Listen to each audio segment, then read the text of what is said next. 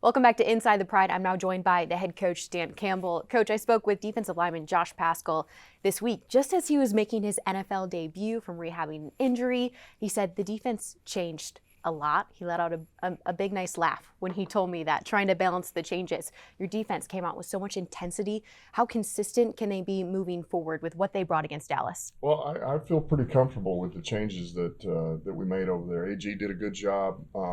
Certainly, the addition of Pascal and then having Kaminsky back have been pretty big for us. And look, it's the best practice we had of the year last week, and it's the best they've looked too in a game. They'll need some more good practices going up against this Miami offense. Quarterback Tua Tagovailoa is back. He was in concussion protocol for a couple of weeks.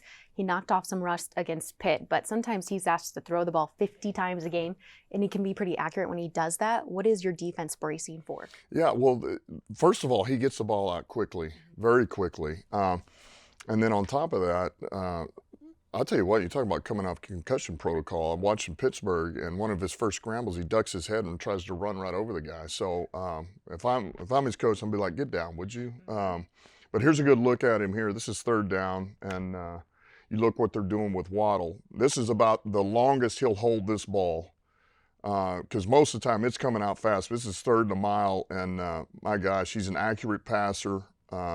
He's obviously a southpaw, and he's got receivers that can go get this ball. You talked about the receivers, Tyreek Hill, Jalen Waddle, both with over 600 receiving yards each through the season. When you go through this Tyreek Hill play you're about to go to, how do you even start to pinpoint which receiver is going to get the ball in this game? Well, you pinpoint they're both going to get it. Yeah. So it's normally when you have one, you say, okay, we can find a way to use some resources to at least help, get some help over the top. When you have two, it becomes a lot more difficult. And really, here's what it tells you is, all right, you're going to have to defend the run in a light box. That's a definite. So with that, man, we're going to have to use a lot of resources over the top for both of these guys because they both run, they can make plays. We got to try to disrupt the line and help over the top. And that's not as easy as it always sounds because theoretically here, they are in post safety, and this is why you really need a lot of two safety stuff. You can take one away, but now the other one's isolated one-on-one, and really the help's got to come from this backside corner, and that is not easy when you run a 4.06 or whatever it is, and both of them can fly. Flipping sides to that Miami defense, Jalen Phillips, the linebacker, it's going to start up there up front, but you also have to worry about some interceptions. They had 3 against Pittsburgh, but when it comes to Phillips, a sack and a half last Sunday, what do you have to brace your offense, that offensive line for? Yeah, look, did a lot of work on him. Here he is over the guard. Really like this guy because certainly he's a very talented player, but he was high motor. He's got a lot of different moves in his arsenal.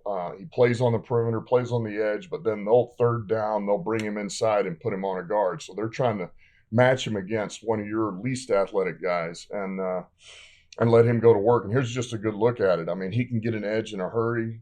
This is one of his moves. He just rips. He is powerful, and he's high motor and relentless. So he's probably the first guy we're going to have to be thinking about dealing with in pass pro. And we do that and get in a rhythm, I think good things will happen to us.